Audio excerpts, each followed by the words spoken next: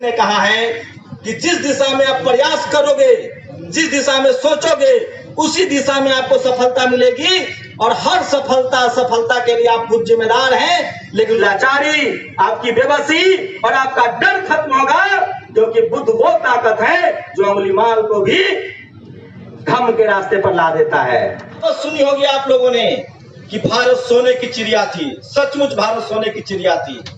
सचमुच भारत विश्व गुरु था। और सचमुच भारत में किसी घर में ताले नहीं लगते थे।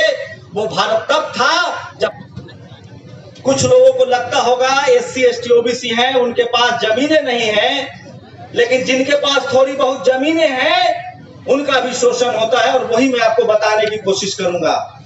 अब गांव में जातिवाद खत्म हो गया है। सोचिए, एक कहावत सुनी होगी आप लोगों ने कि भारत सोने की चिड़िया थी। सचमुच भारत सोने की चिड़िया थी। सचमुच भारत विश्व गुरु था। और सचमुच भारत में किसी घर में ताले नहीं लगते थे। वो भारत तब था जब भारत बुद्ध में भारत था। तथागत बुद्ध कोई पहले बुद्ध नहीं थे। तथागत बुद्ध को हम भगवान बुद्ध इसलिए कहते हैं कि वो हमारे आपकी तरह इंसान के तौर पे पैदा हुए और उन्हें दुनिया को ज्ञान दिया, सत्य अहिंसा के मार्ग पर चलने के लिए कहा। इसलिए उनके नाम के साथ हमने भगवान लगाया। लेकिन सबसे पहले 2500 साल पहले इस धरती पर कोई वैज्ञानिक, सोशल साइंटिस्ट, समाज वैज्ञानिक पैदा हुआ तो वो तथागत बुद्ध थे, जिन्होंने कहा कि आपका कल्याण करने कोई नहीं आएगा, आपको अपना कल्याण करने के लिए खुद ही मार्ग बनाना पड़ेगा। मैं रास्ता बता सकता हूं, चलना आपको पड़ेगा। तो अगर आप भगवान बुद्ध की पूजा इसलिए करते हैं कि वो कोई पैसा, जमीन, संपत्ति दे देंगे, तो मेरे हिसाब से जितना मैंने बुद्धिज्म को पढ़ा है, आप गलतफहमी में हैं। बुद्ध ने कहा है कि जिस दिशा में आप प्रयास करोगे, जिस दिशा में सोचोगे, उसी दिशा में आपको सफलता मिलेगी। और हर सफलता के लिए आप खुद जिम्मेदार हैं, लेकिन उसके लिए आपको माहौल और वातावरण बनाना पड़ेगा। आज न तो हमारे बीच बाबा साहब आएंगे, न तथागत बुद्ध आएंगे, लेकिन उनके विचार हमारे साथ है। और वो विचार क्या है? हमें मानसिक रूप से बहुत मजबूत रहना पड़ेगा। और सोचिए, अखंड भारत के निर्माता सम्राट अशोक के वंशज हैं हम। आज हर कोई कहता है कि भारत अखंड भारत बने, भारत विश्व गुरु बने। लेकिन भारत विश्व गुरु कब था?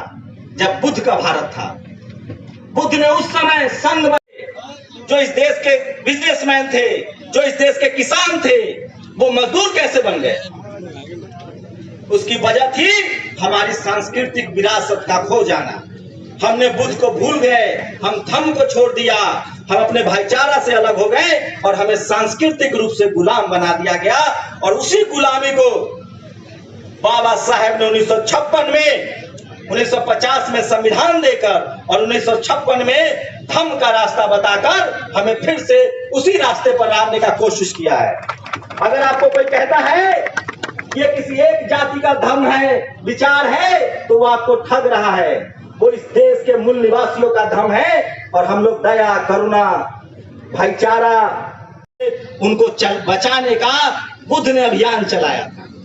तो आपके सांस्कृतिक विरासत, कल्चरल जो डाइवर्सिटी है, उसको हड़प लिया गया है। और भंते सुमित रतन जी का मैं बहुत बहुत साधुवाद करता हूं कि आज के दौर में जब बोलने पर ताला है, चारों तरफ डर है, चुप्पी है, एक भंते अपने सांस्कृतिक, सामाजिक, राजनीतिक और आर्थिक अधिकार के लिए रात दोपहर के 3 बजे और रात के 2 बजे संघर्षरत है। उनके लिए एक बार ताली बजा के स्वागत कीजिए। आपकी ताकत संसद में है, संविधान में है, किताबों में है। और भंते सुमित रतन जी जैसे लोग जिस दिन हमारे भंते घरों से निकलकर सांस्कृतिक, राजनीतिक और आर्थिक बदलाव के लिए कोशिश करेंगे, तभी हमारा बदलाव होगा। और एक बात और सुन लीजिए आप लोग, बिना टीवी अखबार के आपके नेता 1-2 बार गलती से सत्ता में आ जाते हैं, सत्ता बनाए नहीं रख सकते हैं। तो ये सांस्कृतिक विरासत, राजनीतिक विरासत और आर्थिक विरासत की लड़ाई है। इसलिए धम्म की तरफ बढ़िए, बुद्ध के विचारों को अपनाइए। और कोई गैर नहीं है, कोई दुश्मन नहीं है, हम सब अहिंसा के मानने वाले लोग हैं। धर्म को मानने वाले लोग हैं, इंसानियत को मानने वाले लोग हैं, पशु पक्षी नदी नाला से प्यार करने वाले लोग हैं। लेकिन हमें दुख तब होता है जब हम लोगों को मजदूर, लाचार और बेबस बना दिया गया है।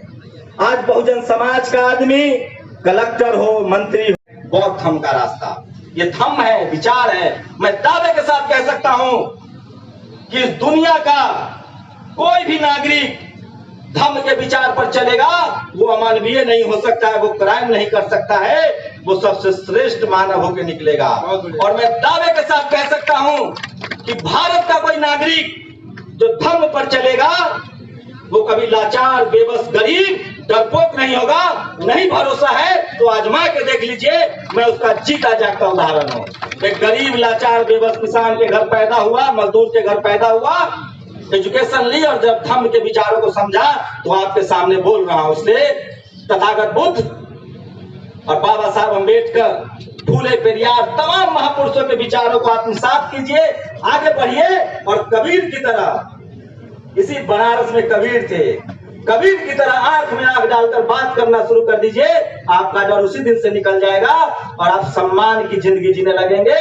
और वो रास्ता एक ही है, तथागत बुद्ध का रास्ता, धर्म का रास्ता, जो मानव कल्याण का रास्ता बताता है। और उस पर प्राउड कीजिए कि आप सम्राट अशोक के वंशज हैं, आप धर्म के अनुयायी हैं, जो हिंसा, गैर बराबरी, भेदभाव और वैज्ञानिक दृष्टिकोण को अपनाता है और इन तमाम बुराइयों को खत्म करता है। इसलिए धर्म में अगर कोई एक बुराई निकाल दे तो मैं धर्म छोड़ दूंगा। इसलिए मैं कह रहा हूं, हम पूरी दुनिया को रास्ता दिखाने वाले। अंत में जब दुनिया के किसी देश में भारत के राष्ट्रपति, प्रधानमंत्री जाते हैं तो कहते हैं हम बुद्ध की धरती से आए हैं।